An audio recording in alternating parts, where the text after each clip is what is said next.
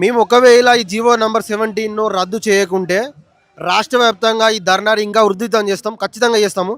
ఇప్పుడు దీనివల్ల చాలా చిన్న చిన్న కాంట్రాక్ట్ చనిపోతున్నారండి. మేము అన్ని జిల్లాల కలెక్టర్ల గారికి కానీ లేదా సంబంధించిన అధికారులకు కానీ మెమోరాండం ఇచ్చినాము.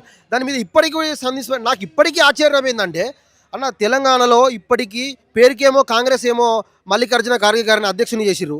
తెలంగాణలో ఏమో మరి ఉప ముఖ్యమంత్రి బట్టి విక్రమార్క గారిని చేసిర్రు.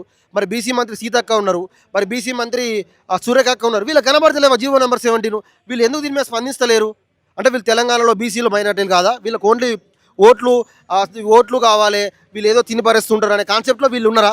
మరి ఇప్పటికీ ఎస్సీలు కానీ మైనార్టీలు కానీ ఈ మంత్రులు ఎమ్మెల్యే ఎందుకు స్పందిస్తలేరు? జీవో నెంబర్ 17లో ఇంత రాష్ట్ర వ్యాప్తంగా ఉధృతం జరుగుతున్న కనీసం వాళ్ళు మెమోరాండం తీసుకొని మేము సీఎం గారి దృష్టి తీసుకుపోతామని చెప్తున్నారు. కానీ ఏ ఒక్కరోజు క్యాబినెట్ మీటింగ్ పెట్టి మరి ఇన్ని వేల కోట్ల కుటుంబాలు రోడ్డున పడుతున్నాయి, మరి మీ వాళ్ళకి న్యాయం చేస్తామని ఎందుకు వాళ్ళు అష్యూరెన్స్ ఇవ్వలేకపోతున్నారు? ఇది పూర్తిగా రేవంత్ రెడ్డి గారు చేసేది ఎస్సీ కానీ ఎస్టీ కానీ మత మైనార్టీలు కానీ పూర్తిగా మోసం చేస్తుంది.